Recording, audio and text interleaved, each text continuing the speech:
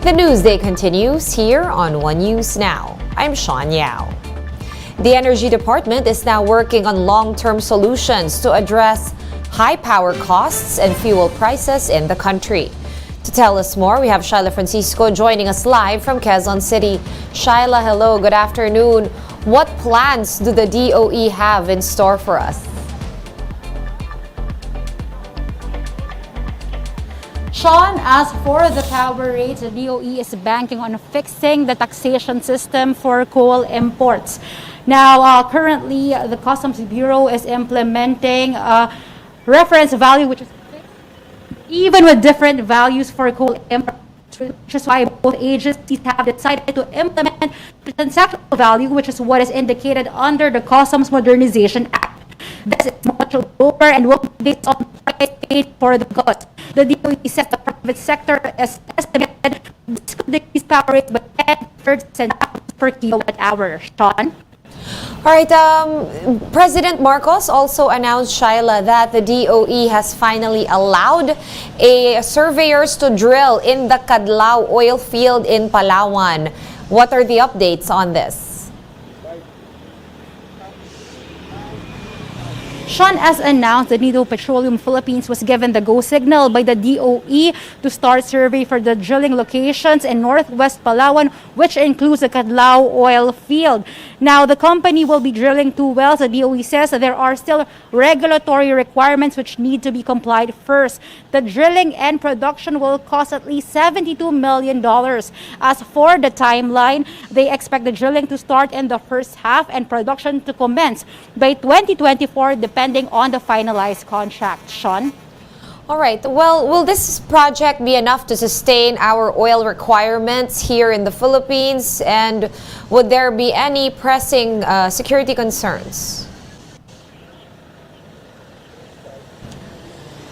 Sean, they expect that with the 2 wells, the daily production will be at 5,000 to 15,000 barrels per day, which is way below or not even half of the consumption and of the Philippines on oil and gas, which is at 230,000 barrels per day. They admit that this may not be massive, but they are banking on and they are hoping on the renewed interest of investors to drill in different areas in the country to add to the locally sourced oil products. Sean? All right. What about any short-term plans to address soaring oil prices? Did the DOE have any short-term plans in mind? For example, transport groups have been renewing calls to suspend the fuel excise tax. Could this be a possibility? Sean, private sector and analysts say or estimate that the diesel prices could reach 100 to 110 pesos per liter with the OPEC oil production cut rather. While the DOE didn't delve into the matter, they say the government is addressing this and is looking at anti-inflationary measures. As for the excise tax, they say they will consult the economic managers and also the Congress. Sean? Right. Thank you so much for those updates. Shyla Francisco joining us live from Quezon City. In other news, Malacanang is looking forward to more Chinese tourist arrivals after the Chinese embassy clarified that the Philippines has not been blacklisted as a tourist destination. Office of the Press Secretary, Officer in Charge, Sheloy Garafil said the Marcos government shares the same view with China that tourism plays an important role in bilateral relations. The Chinese embassy earlier denied reports that the Philippines has been blacklisted due to ongoing POGO operations. Senate President Mig Zubiri, who broke this news, has also backtracked on his statement, saying that the discussion could have been lost in translation. We share the sentiment of the Chinese embassy in the Philippines that tourism is an important facet to our relationship. And we look forward to continuing with that relationship as we continuously welcome our friends from China. The Labor Department has reported a decline in the number of work permits being issued to POGOs. Labor Undersecretary Benjamin Avidas said the agency has so far issued only around 23,000 work permits for POGOs this year. Authorities have also started to crack down on illegal POGO companies and overstaying POGO workers. The Justice Department will be canceling the visas of some 48,000 foreign nationals working for illegal POGO companies. We're gonna pause for a quick break, but we will be back with more stories after that. Stay with us here on One News.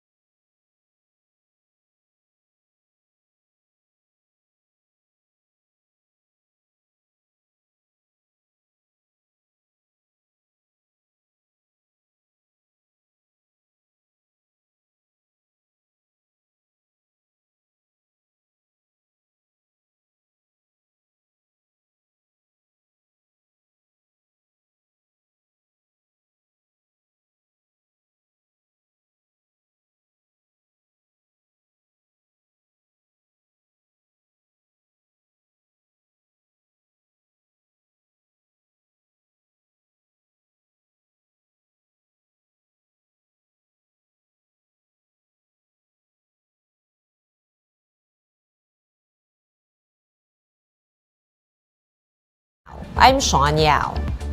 Lawmakers have given assurance that SIM card registrations under the newly signed law will be hassle-free. Mobile journalist Pam Vasquez with the details.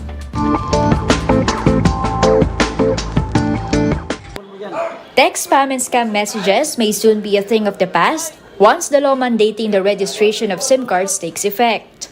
On Monday, the SIM Card Registration Act became the first law to be signed by President Bongbong Marcos. According to Senator Grace Poe, existing postpaid and prepaid mobile phone subscribers will have to register their SIM cards within 180 days or 6 months from the effectivity of the law. Pag yan ay tuluyan na talagang naging batas, no, yung mga telco, kailangan na silang kumilos para iparehistro ang ating mga kababayan. Poe added that registration of SIM cards will not be a hassle for Filipinos, as this can be done online. For those on the less techy side, individuals may register their SIM cards in official stores. While many say that the law is the key to solving scam messages, one privacy expert begs to disagree. If you will really think about it, this policy will do nothing in terms of identifying saan ba nanggaling yung mga pangalan natin, yung information natin. Because there is nothing in the law, in the policy, that will help solve that. Senator Poe, on the other hand, said that only telcos should be the one handling the registration. Kasi nga, pinag-iingatan natin yung inyong impormasyon. Kung napakaraming nakakakuha niyan, ay talagang mahihirapan tayong tuntunin kung sino nagkaroon ng data breach. Poe has since asked telcos to submit their verified list of subscribers to the National Telecommunications Commission. Individuals are not limited to the number of SIM cards they can have, as long as these are registered under their name. A SIM card may also be registered for use by a minor but should be under the name of a parent or a guardian. Violators, meanwhile, could be fined from 100,000 pesos to 4 million pesos. Mobile journalist Pamela Vasquez, We Are One News.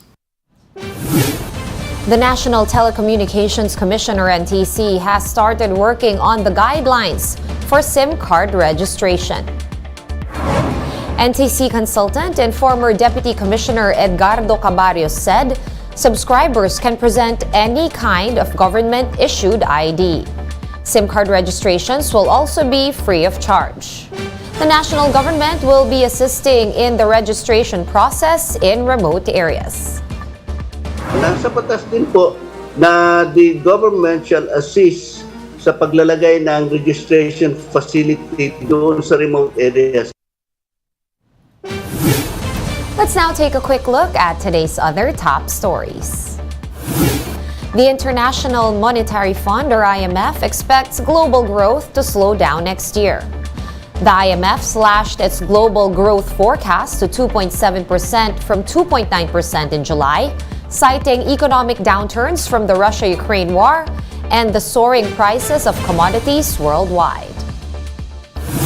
The Health Department says that COVID-19 cases in Metro Manila and other parts of Luzon have started to plateau. The DOH is now monitoring case trends and hospital admissions in the Visayas and Mindanao to form a basis for the recommendation of the lifting of the COVID-19 state of calamity. And in the weather, Tropical Depression Maymay has maintained its strength as it remains stationary over the Philippine Sea. Pag-asa is also monitoring another tropical depression outside the Philippine area of responsibility, which could enter the PAR tomorrow. For more updates, visit News 5, the Philippine Star, and Business World online. Visit our website, onenews.ph, for more in-depth analysis. You can also catch One News on Signal Play. Register for a free account at www.signalplay.com and stream One News Live anytime, anywhere. I am Sean Yao. We are One News.